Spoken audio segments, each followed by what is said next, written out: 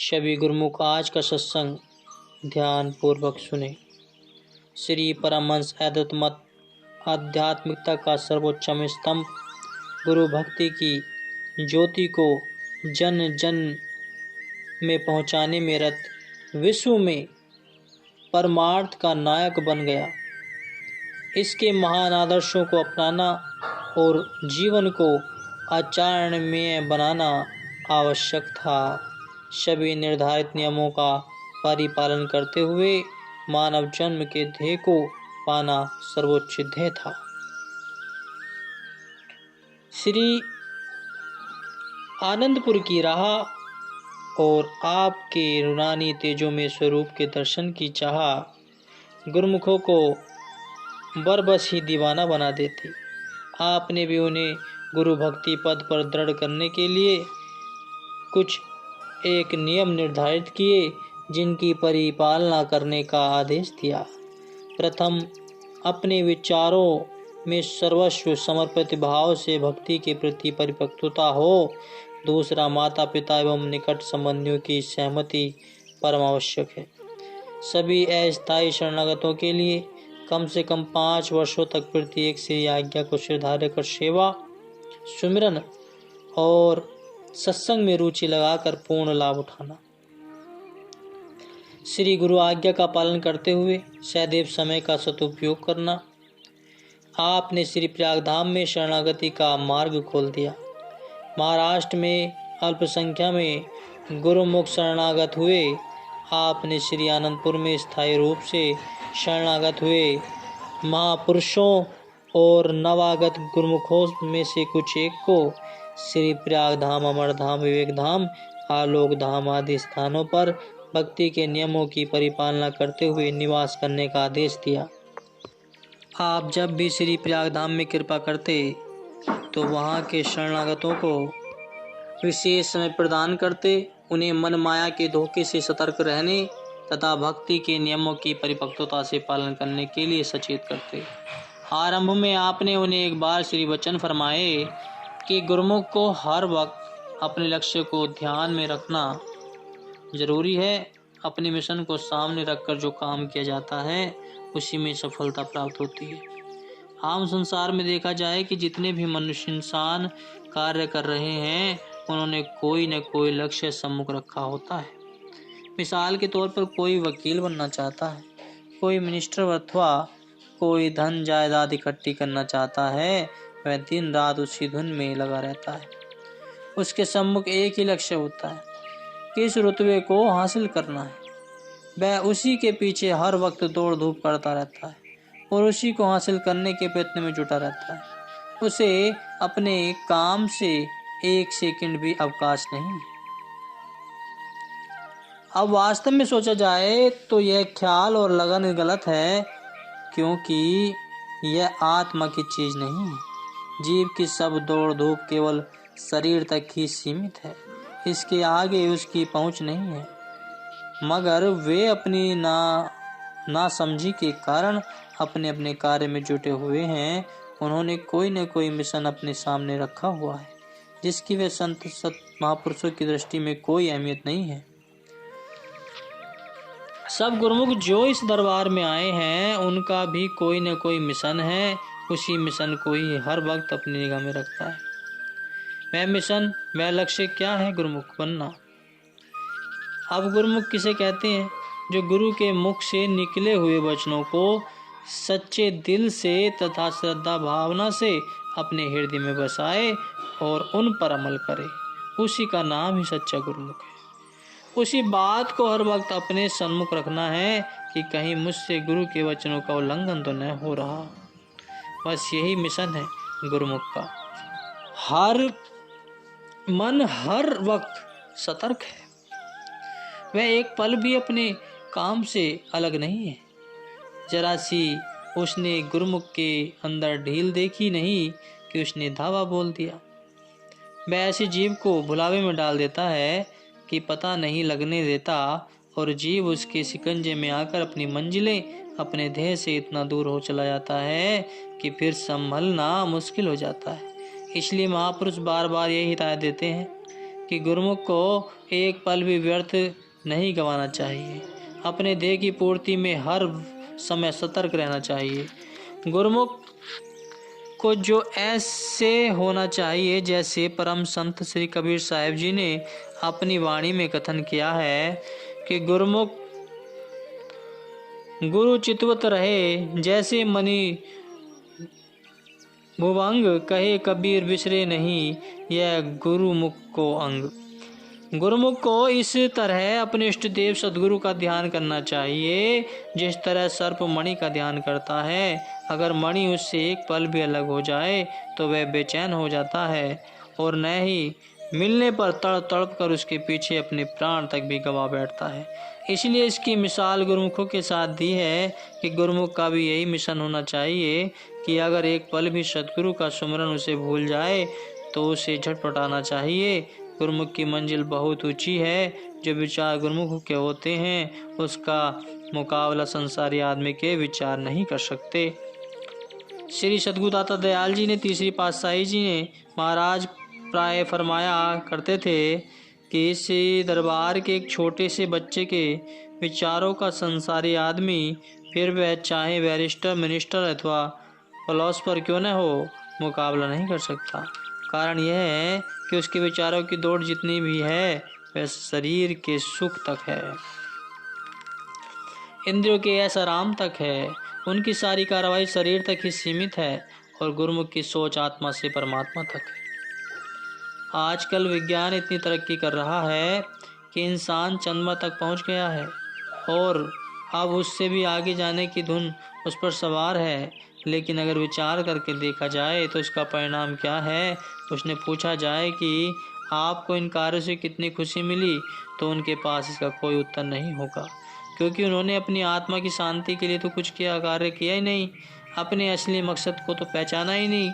इसलिए वे गुरुमुखों का मुकाबला नहीं कर सकते, क्योंकि यहाँ जो भी शिक्षा दी जाती है बच्चे से लेकर वृद्ध तक आत्मा की उन्नति के लिए दी जाती है। कितना अंतर हुआ दोनों की अवस्थाओं में। इसलिए महापुरुष यही हिदायत देते हैं कि अपने मन को अथवा सुरती को हर समय अपने सद्गुरु की आज्ञा में लगाए रखो। ऐसा अनमोल समय हाथों से निकल न जाए। मन का यही स्वभाव होता है कि वह हमेशा नए नए नज़ारों को देखने का भी शौक रखता है। इसलिए इस दरबार में भी इस मन को स्थिर रखने के लिए अनेक साधन बना दिए हैं, जैसे आरती, पूजा, सत्संग, सेवा, सुमरन, भजन और दर्शन। बस इन्हीं में ही मन को लगाए रखना है। अगर किसी एक साधन पर भी मन स्थिर हो गया या रस आ गया तो सब साधन अपने आप होने लगेंगे। गुरुमुख अपनी मंजिल को आसानी से तय कर लेगा। अपनी आत्मा को पाक साफ बनाकर आनंद में जीवन बिताते हुए भवसागर से पार हो जाएगा। यही गुरुमुख का लक्ष्य है। सद्गुरु सेवकों और कृपा दृष्टि रखते हुए उनकी सार संभार करते हैं। जीवन को सरस मंजुल बनाने के लिए अमृत प्रभाव प्रवाहित करते हैं।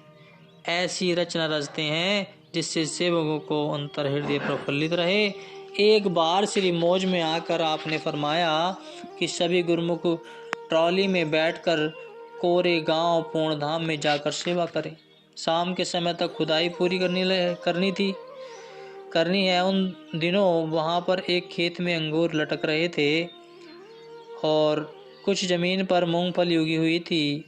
जो थोड़ी सी जमीन पड़ी थी वहां पर एक कमरे का स्थान छोड़कर 3-3 फुट गहरे गड्ढे खोदने थे। ऊपर से 1 फुट तक मिट्टी की सतह डाली हुई थी और नीचे वही पथरीली चट्टानें। तो श्री आज्ञा पाकर गुरुमुख ट्रॉली में बैठकर जैसे ही मार्ग में ढलान पर पहुंचे तो सड़क की एक ओर ऊंचाई और दूसरी ओर ढलान होने से वे एक ओर खिसक गए, जिससे उन्हें ऐसा लगने लगा कि जैसे ट्रॉली ही यहाँ पलट जाएगी। ऐसे थोड़े से उबड़ खाबड़ स्थान में झकझोले खाते हुए कोरे गांव पहुँचे। आपस में कहने लगे कि मार्ग में ही हम थक कर चकनाचूर हो गए हैं। जैसे तैसे उन्होंने सेवा आरंभ की। 1 फुट तक तो खुदाई सरलता से हो गई। अब आगे गोती की चोट से पत्थर से चिंगारियां निकलती परंतु एक ईंट भी पत्थर का इंच भी पत्थर का टुकड़ा वहाँ से तस से मच न हुआ। दोपहर के होते होते सभी गुरुमुख सुस्ताने के लिए तरबतर हुए, पसीने को सुखाने के लिए अंगूरों के खेत में जा बैठे। परस्पर विचार विमर्श करने लगे कि इस जमीन में पहले इतने गड्ढे की खुदाई कैसे होगी। अब 1 फुट की गहराई तक मिट्टी तो मिल गई है, पहले यहाँ मिट्टी का नामो निशान नहीं था। हमारे महाप्रभु जी को देखो कि स्वयं तो श्री प्रयागधाम में छाया में विश्राम कर रहे होंगे। कभी सेवकों को हनुमान का दर्जा देते हैं तो कभी अपने संग ग्वाल बालों का प्रसंग सुनाते हैं। आज उन ग्वाल बालों और हनुमान को बुला दिया है। ऐसे ही प्रेम के उपालंब देते हुए कभी हंसने लगते तो कभी आंखें मूंद कर उसी स्मृति में खो जाते। उधर आपने दोपहर के समय कुछ प्रसाद एवं शरबत का सम्मान कार में रखवाकर और स्वयं भी श्री कार में विराजमान हो गए। इधर गुरुमुखों के उपालंब आरंभ ही हुए थे कि मधुर मधुर हॉर्न बजाती हुई कार की ध्वनि ने सबको आश्चर्यचकित कर दिया। महाप्रभु जी मुस्कुराते उनके पास पहुंच गए और फरमाने लगे, हनुमान भी अपना बल स्वयं भूल जाता था। श्रवण कराने पर उसमें अथाह पराक्रम भर जाता था। वह अपनी आत्म स्तुति को पहचानता और असंभव कार्यों को संभव कर दिखाता। ग्वाल बालों ने भी सखा भाव में साथ रहकर सेवक बनने का वरदान पाया। आप गुरुमुख भी अपनी वास्तविक स्वरूप को भूल जाते हैं और स्वयं को निर्बल समझने लगते हैं। ऐसा कह सबको ठंडा ठंडा शरबत पिलाया और फरमाया कि अंगूरों के गड्ढे भी सेवकों ने खोदे हैं, अभी अंगूर कच्चे हैं। सभी गुरुमुख 1-1 मुट्ठी जमीन में से मूंगफली निकालो और उसे खाओ। इसकी गर्मी से गर्म होते ही जोश आएगा और धरती भी मोम की तरह बन जाएगी। यह एक दृश्य था कि सब हाथों में मूंगफलियां निकाल कर खा रहे थे। सुस्ती और थकावट काफुर हो चुकी थी। आप गड्ढों के समीप आए, 1-1 गड्ढे में झांका और गुरुमुखों को सेवा पर लगाकर श्री प्रयागधाम लौट आए। सबने जैसे ही खुदाई करनी आरंभ की तो ऐसे लगा मानो मिट्टी में से भी नर्म व जमीन मोम बन चुकी हो। बस फिर क्या था, सभी जोश के साथ जयकारे लगाते हुए जुट गए। देखते ही देखते 4 फुट गहराई शाम के समय से पहले ही खोदी जा चुकी थी। उन्हें शाम के समय जब श्रीकार मुकोरे गांव पहुंची तो गुरुमुख सामान समेटते हुए वापस लौटने की तैयारी कर रहे थे और इस महान आश्चर्यजनक लीला का स्मरण करते हुए हर्षित हो रहे थे। नयन अभिराम सुखधाम हृदय सम्राट महाप्रभु जी को सम्मुख पाकर विनय की कि द्वापर युग की लीलाएं पढ़ी या सुनी जाती हैं, परंतु उन पर कभी विश्वास होता है तो कभी बुद्धि भ्रमित हो जाती है। आपने प्रत्यक्ष इस वास्तविकता को दर्शा दिया। इसी की स्वामी कभी अपने सेवकों को नहीं बुलाते। संतों की वाणियां भी यही अनुभव कराती हैं। चरण दास गुरुदेव जू ब्रह्म रूप सुखधाम, ताप हरन सब सुख करन दया करत पतनाम। नित्य प्रतिबंधन कीजिए गुरु को शीश नवाए, दया सुखी कर देते है हरि स्वरूप दसराए।